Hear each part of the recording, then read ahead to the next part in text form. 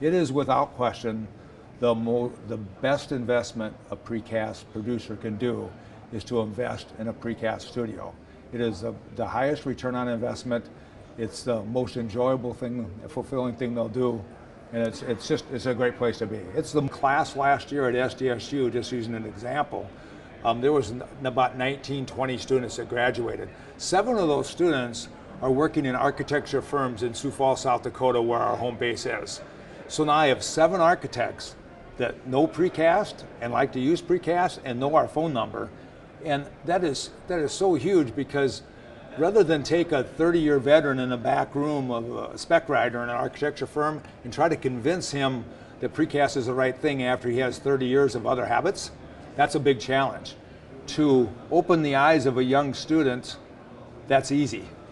And that's a lifelong work that you have them for their career then.